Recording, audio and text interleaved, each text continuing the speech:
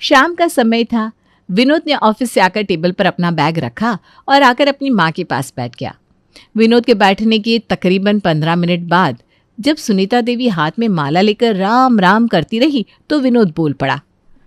अरे माँ, आज बड़ी लंबी माला फेर रही हो।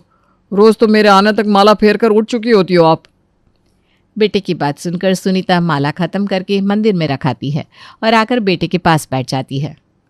क्या बात है माँ, मिजाज कुछ बदले बदले से लग रहा है तुम्हारे। कुछ बात हुई है क्या? कोई नाराजगी है? बेटे की बात सुनकर सुनीता अपना ऊन सिलाई लेकर स्वेटर बुनने के लिए बैठ जाती है। अरे शांति, एक कप चाय तो पिला दो जरा। जी अभी लाई। माँ, खाने में क्या बनवाया है आज? बेटे के इतना कहते ही मानो सुनीता के अंदर अभी तक उबल रहा ज्वालामुखी एकदम से फट पड़ता है। अरे मुझसे क्या पूछ रहा है? जाकर अपनी बीवी से पूछना। जिसको देखो चला आता है मेरे पास, खाने में क्या है, खाने में क्या है। अरे तुम्हारी बीवियां क्या मुझसे पूछकर बनाती है जो मैं बताऊं खाने में क्या है? मां, नाराज क्यों हो रही हो? ऐसा भी क्या हो गया तुम्हें? नहीं पता तो सीधे सीधे बोलो ना, मैं शांति से पूछ लेता हूं। विनोद उठकर रसोई में जाता है। क्या बात है शांति, ये माँ का पारा हाई क्यों है? आज किसी भी बात का सीधा जवाब नहीं दे रही। मैंने बस इतना ही पूछा कि आज खाने में क्या बनवाया है तो बस फट पड़ी मेरे ऊपर। अब आप ही देख लो, आप लोग तो हमेशा यही कहते हो ना कि हम लोग बड़े बूढ़ों का सम्मान नहीं करते, इसीलिए माँ जी गुस्से में तमतमाई रहती हैं। अब आप ही बताओ, आपने कुछ कहा था उनसे जो आपके ऊपर राशन पानी लेकर चढ़ गई? किसी ने कुछ नहीं कहा उनसे। माँ जी की आदत हो गई है 24 घंटे घर में कलेश का माहौल बनाकर रखने की। अरे इतने साल हो गए हमारी शादी को, दिन में 3 वक्त खाना बनता है। अब क्या पूरा दिन माँ जी के सामने खड़ी होकर यही रट लगाते रहे कि खाने में क्या बनेगा? जो सब्जी घर में रहती है उठाकर बना देते हैं हम लोग।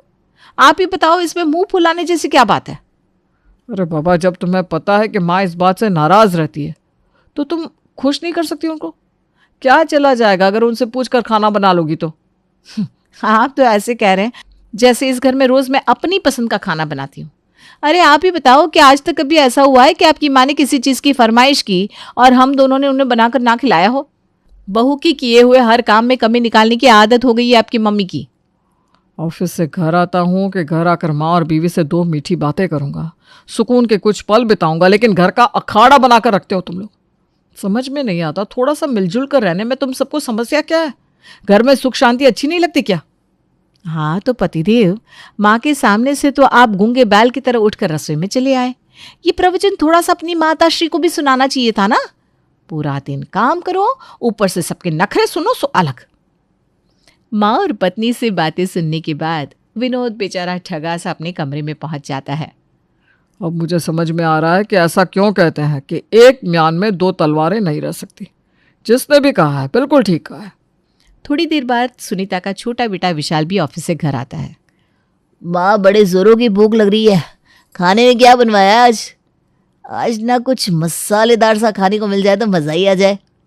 हाँ, आ गए एक और शहजादे मेरे जले पर नमक छिड़कने के लिए। अरे भाई, मसालेदार बना है या मीठा, ये जाकर अपनी बीवियों से पूछा करो। खाना तो वही बनाती है ना। माँ के हाथ में नहीं है अब घर की सत्ता। माँ तो कब का रिटायरमेंट लेकर हरी नाम जप रही है। हम तो खुद तुम्हारी बीवियों के रहमो करम पर चल रहे हैं। अब इस घर में क्या बनेगा, कब बनेगा, ये बात तुम दोनों भाइयों की पत्नियां तय करती हैं। खबरदार जो आगे से किसी ने भी मुझसे पूछा कि खाने में क्या है। अरे माँ, तुम तो छोटी सी बात पर इतनी नाराज हो गई। मैंने ऐसा क्या कह दिया? अरे बाबा, पूरे दिन से घर में ही हो आप, पता तो होगा ना कि खाने में आज क्या बन रहा है। छोटी सी बात का जवाब देने के बजाय आप तो प्रवचन सुनाने में लग जाती हो। क्या हुआ, किसी बात से नाराज हो क्या? यही तो बात है ना बेटा कि बेटों की शादी करने के बाद घर में बूढ़े माँ बाप ना पुराने फर्नीचर की तरह हो जाते हैं, जो अच्छे तो किसी को नहीं लगते, लेकिन क्या करें, उन्हें उठाकर बाहर भी नहीं फेंक सकते, इसलिए जीवन भर मजबूरी में झेलना पड़ता है। बैठक में रख दो तो बैठक की शोभा बिगड़ जाती है। हर कोई इस कमरे से उस कमरे ठेलता रहता है बस। अरे विशाल, रहने दे। आज माँ का मूड बहुत बिगड़ा हुआ है। बिना बात तू माँ का शिकार हो जाएगा। अभी थोड़ी देर पहले मैंने भी माँ से यही प्रवचन सुना है, अब आकर तूने छेड़ दिया। अगले दिन, विशाल, नाश्ता टेबल पर लगा दिया है, जल्दी जाकर नाश्ता कर लो वरना आज फिर ऑफिस के लिए लेट हो जाओगे। छोटी बहू नाश्ता टेबल पर लगाकर नहाने के लिए अपने कमरे में चली जाती है। विशाल डाइनिंग टेबल पर बैठते हुए पूछता है, अरे माँ, आज क्या है टिफिन में? तुम्हारी बीवी ने जो बनाया होगा वही होगा ना टिफिन में। वो मुझसे पूछ कर बनाती है क्या है? बार बार ये बात मुझे मत पूछा करो, बिना बात मेरा पारा गर्म हो जाता है। तभी विशाल के पिताजी भी नाश्ता करने के लिए टेबल पर आकर बैठ जाते हैं। अरे भाग्यवान, सुबह सुबह दुनिया आराम का नाम लेती है और तुम सुबह सुबह लाल पीली हो रही हो। क्या हो गया, हमें भी तो पता चले। जाने दीजिए ना पिताजी, कुछ नहीं, बस ऐसी। अरे भाई, आज क्या स्पेशल बनवा दिया तुमने नाश्ते में? अरे पापा, आपने फिर छेड़ दिया माँ को। अब माँ फिर से वही रिपीट टेलीकास्ट सुनाना शुरू कर देंगी। मैं तो भाई ऑफिस के लिए निकल रहा हूँ, फिर से वही बात सुनने का मूड मेरा कतई नहीं है। क्यों भाई, ऐसा क्या गलत पूछ लिया मैंने जो तुम्हारा टैप रिकॉर्डर चालू हो जाएगा? ऐसा करो, अपनी बहू को बुलाओ और उसी से पूछो नाश्ते में, लंच में, डिनर में क्या बना है। ये बेमतलब के सवाल मुझसे मत पूछा करो शाम के समय। बड़ी बहू भाई, क्या बात है, तुम्हारी सास बड़ी नाराज रहती है तुम दोनों से। तुम दोनों सही से ख्याल नहीं रख रही क्या उसका? अरे बाबूजी, आप ही बताइए, आपका या माँ जी का मान सम्मान करने में हम कोई कमी छोड़ते हैं क्या? पता नहीं क्यों माँ जी हमेशा खफाई रहती हैं, हर छोटी छोटी बात पर ताने मारती रहती हैं। इसलिए हमने तो अब माँ जी के तानों और जली फूकी बातों की तरफ ध्यान देना ही बंद कर दिया है। देखो बेटा, तुम्हारे इस तरह अपनी सास की बातों की तरफ ध्यान ना देने से समस्या का समाधान नहीं होने वाला। तुम दोनों को थोड़ा ध्यान तो रखना ही पड़ेगा ना। देखो, वो हमेशा इसी बात के लिए परेशान रहती है कि तुम दोनों कोई भी काम उनसे पूछ कर नहीं करती। तो तुम दोनों का आखिर क्या बिगड़ जाएगा अगर तुम घर में कुछ भी बनाने से पहले एक बार अपनी सास से पूछ लोगी। देखो बेटा, एक उम्र के बाद ना बूढ़ा इंसान बच्चों के समान हो जाता है, उसके अंदर भी बच्चों की तरह ही जिद पैदा हो जाती है। अब बच्चों की जिद को तो सिर्फ उनकी बात मानकर ही पूरा किया जा सकता है, वरना वो अपनी जगह से टस से मस भी नहीं होते, ये तो तुम जानती होगी। ससुर जी से प्रवचन सुनने के बाद अब तो दोनों बहू बिल्कुल परेशान हो गई थी। देख रही हैं भाभी आप, बाबूजी भी माँ जी की साइड ले रहे हैं। अरे इतने साल हो गए हमारी शादी को, अब क्या हर छोटी छोटी बात के लिए हम माँ जी से ही परमिशन लेते रहे? बस छोटी, मिल गया सोल्यूशन। अब हमें यही करना पड़ेगा। माँ जी को बहुत शौक है ना कि घर का हर काम उनकी पसंद से हो, पत्ता भी हिले तो उनकी मर्जी से हिले। तो ठीक है, अब से हम हर काम माँ जी को बताकर ही करेंगे। कैसी बात करी हो भाभी आप, दिन भर में 10 काम करने होते हैं, अब हम क्या पूरा दिन माँ जी के दरवाजे पर खड़े रहेंगे पूछने के लिए? हाँ, तो उसमें दिक्कत क्या है? माँ जी को भी तो पता चलना चाहिए ना, जब हर काम पूछ कर किया जाता है तो कैसा महसूस होता है। क्या मेरी प्यारी छोटी, समझ गई ना कि और समझाओ? समझ गई आप क्या कहना चाह रही हैं। बात तो आपकी एकदम ठीक है। अब लग रहा है बर्तन को गर्म करना पड़ेगा, तभी घी पिघलेगा, क्योंकि उंगली टेढ़ी करने से तो कुछ फायदा हो ही नहीं रहा। अगले दिन सुबह 5 बजे, माँ जी उठिए। ऐसे कौन सी आफत आ गई जो इतना सुबह सुबह उठा रही है मुझे? माँ जी दरवाज़ा खोलो ना, ये कोई सोने का समय थोड़ी ना है। आपको पता है मुझे सुबह सुबह नाश्ता बनाना होता है, बच्चों को स्कूल भेजना है, जेठ जी को और बच्चों के पापा को भी ऑफिस जाना है। कितना काम है मेरे पास और आप बातों में टाइम वेस्ट कर रही हैं। दरवाज़ा खोलिए। अरे महारानी, तुझे बहुत काम है तो जाकर करना अपने काम, मेरा दरवाज़ा बजाकर मुझे क्यों डिस्टर्ब कर रही है? अब तो क्या चाह रही है? सबके लिए तुझे टिफ़िन बनाना है तो टिफ़िन मैं बनाऊँ है? नहीं नहीं माँ जी, मेरे रहते हुए आप टिफ़िन क्यों बनाएंगी भला? टिफ़िन तो मैं ही बनाऊंगी, लेकिन टिफ़िन में क्या बनेगा ये तो आप ही बताएंगी ना। तो आप बताइए आज टिफ़िन में क्या बना दूँ? अरे भाई, सूरज आज कहाँ से उदय हो गया जो तुम मुझसे पूछने आ गई कि आज लंच में क्या बनेगा? माँ जी आप फिर बातों में टाइम वेस्ट करने लगी। मैंने आपको बताया ना मेरे पास बहुत काम है। जल्दी जल्दी बताइए आज खाने में क्या बनेगा। चल, अब तू पूछने आई है ना तो ऐसा कर, घिया के कोफ्ते बना ले, बहुत दिन से खाया भी नहीं, और मुझे ना वैसे भी घिया के कोफ्ते बहुत पसंद है। अब जा अपना काम कर और मुझे आराम करने दे। तुझे पता है ना मुझे रात में बहुत देर से नींद आती है, नींद पूरी नहीं होगी तो बिना बात तबीयत खराब हो जाएगी मेरी। हाँ माँ जी मुझे पता है, आप आराम से सो जाइए, कोई दिक्कत नहीं है। सुनीता जाकर अपने कमरे में एक बार फिर से लेट जाती है। अभी सुनीता को गए 10 मिनट हुए थे कि तभी बड़ी बहू आकर अपनी सास सुनीता को जोर जोर से झकझोरना शुरू कर देती है। माँ जी अब बताइए, बार बार आपको जगाकर किसी भी बात के लिए पूछना बड़ी सरदर्दी का काम है ना। अरे तो क्यों जगा रही है मुझे, क्या आफत आ गई? माँ जी नाश्ता तो आपने बताया ही नहीं, बताइए ना नाश्ते में क्या बनेगा। ऐसा कर, नाश्ते में आलू के पराठे बना ले अब, ठीक है? जी माँ जी ठीक है, आप सो जाइए। बड़ी बहू के जाने के कुछ मिनट बाद छोटी बहू फिर से सुनीता के पास आती है। माँ जी आपने लंच का तो बता दिया, लेकिन बच्चों के टिफ़िन में क्या जाएगा ये तो बताया ही नहीं। आपको पता है ना बच्चे सब्जी रोटी नहीं खाते, उनके लिए तो कुछ और ही बनाना पड़ता है। अरे तो जो तेरे बच्चे खाते वो बना देना, मेरी नींद क्यों खराब करने चली आती है तो बार बार। माँ जी ये तो गलत बात है ना, आप ही ने कहा है कि घर में क्या बनेगा, कब बनेगा, किसके लिए क्या तैयार करना है, ये सब आपसे पूछ कर होना चाहिए। तो अब मैं आपसे पूछ रही हूँ तो भी आपको ख़राब लग रहा है। बताइए ना माँ जी बच्चों के टिफ़िन में क्या बनाना है।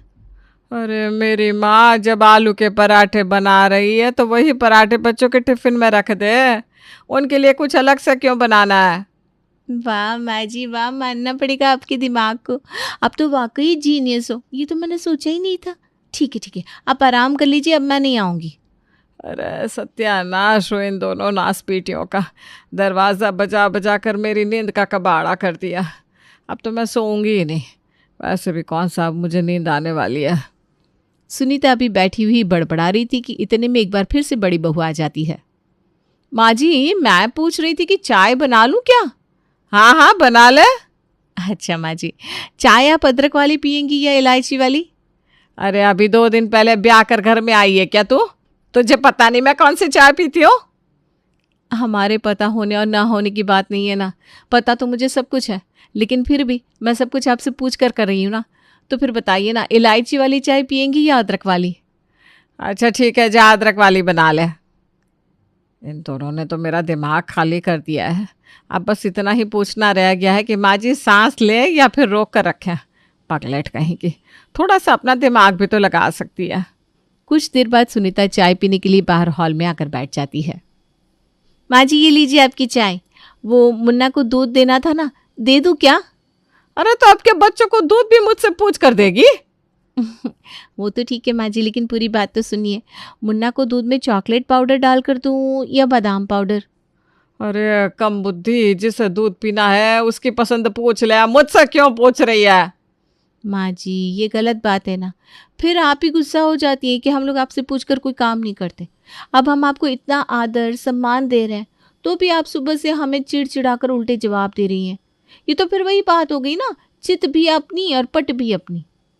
अरे सब समझती हूँ मैं, दोनों जानबूझकर परेशान कर रही हो मुझे। इन लोगों को मैं चैन से बैठकर चाय पीती हुई अच्छी थोड़ी ना लग रही हूँ। हाँ, हर 2-2 मिनट में कुछ ना कुछ पूछने के लिए मेरे सर पर आकर खड़ी हो जाती हैं। किसी ने ठीक ही कहा है भाग्यवान, सास नाम के प्राणी को संतुष्ट करना मुश्किल ही नहीं नामुमकिन है। अरे भाई, तुम्हारी बहू इतनी काबिल है, सिर्फ एक बार समझाने पर इतनी अच्छी तरह समझ गई है कि अब हर बात तुमसे पूछ कर ही कर रही है। लेकिन एक तुम हो कि अभी भी उनसे नाराज़ हो। पहले तुम पूरा दिन इस बात से नाराज़ रहती थी कि घर में कोई भी काम तुम्हारी मर्जी से नहीं होता। अब तुम इस बात से नाराज़ हो कि ये दोनों पूरा दिन तुम्हारे सर पर खड़ी रहती है। अरे भाई, आखिर बहुओं से चाहती क्या हो तुम? पति चुन्नीलाल की बात सुनकर बेचारी सुनीता अपना सा मुंह लेकर रह जाती है। दोपहर के समय में बड़ी बहू पूछने चली आती है। माँ जी वो मैं पूछ रही थी, दही में चीनी डालूं या नमक। आज तक हमारे यहाँ किसी ने चीनी वाली दही खाई है क्या? इसमें क्या पूछने वाली बात है? माँ जी बिल्कुल ठीक कह रही हैं आप, मैंने तो दीदी को पहले ही बताया था कि माँ जी नमक वाली दही ही खाएंगी। अच्छा पूछने वाली बात तो ये है कि दही में बूंदी डालकर रायता बनाते हैं या फिर आप वैसे ही सारा दही खा लेंगी। अरे बेटा, रायता बना लो तुम, आप खुश? हाँ माँ जी ठीक है, मैं बना देती हूँ। कुछ देर बाद माँ जी सुबह की सब्जी तो आपने बता दी थी, लेकिन ये तो बताया नहीं था कि सब्जी के साथ आप चावल खाएंगी या रोटी। अभी तो शाम की चाय बनानी है, रात का खाना बनाना है, अभी तो आपको वो सब भी बताना होगा ना। अरे ये क्या मुसीबत गले लगा ली मैंने। आराम से सुकून भरी ज़िंदगी जी रही थी, लेकिन मुझे ही शौक चढ़ा था घर में अपनी इम्पोर्टेंस दिखाने का। लह कर मज़ाब सुनीता। रात के खाने के बाद शुक्र है इन दोनों का ये सवाल जवाब ख़त्म हुए। अब मैं चैन से सोने जा रही हूँ। पूरा दिन पूछ पूछ कर दिमाग घुमा कर रख दिया दोनों ने। सुनीता जाकर अपने बिस्तर पर लेट जाती है। तभी एक बार फिर बड़ी बहू आकर उसका दरवाज़ा पीटने लगती है। अरे बहू, अब क्या हो गया? अब क्या रह गया था? वो माँ जी आपने ये बताया नहीं, सुबह के लिए बादाम भिगोने हैं या मुनक्का? बड़ी बहू ऐसा है, मुझसे हाथ जुड़वा ले, माफ़ कर दे मुझे। तेरा मन करे बादाम भिगो, मुनक्का भिगो, किशमिश भिगो, जो तेरे बच्चे खाते हो वो भिगो और सबको खिला, लेकिन खबरदार जो मेरा दरवाज़ा एक भी बार खटखटाया तो। अरे माँ जी, लेकिन सुबह तो आपको थोड़ा सा कष्ट देना ही पड़ेगा ना। मैंने बोला ना, खबरदार जो मेरा दरवाज़ा खटखटाया तो। नाश्ता लंच जो बनाना है, जैसे बनाना है बनाओ दोनों मिलकर, मेरी जान छोड़ो। मैं मानती हूँ मुझसे गलती हुई जो मैंने कहा कि तुम दोनों मुझसे पूछ कर खाना बनाया करो। मैं तो तुम दोनों को ही पूरी रसोई की जिम्मेदारी सौंप चुकी हूँ। अब तुम्हारा जो मन करे वो बनाओ और अपने बच्चों और पति को खिलाओ। बस बेटा, मुझे तो 2 रोटी चैन की खानी है। मेरा ये 2 रोटी खाने का सुकून खराब मत करो। सास के मुंह से ये बातें सुनने के बाद दोनों बहुएं अपनी पीठ थपथपाती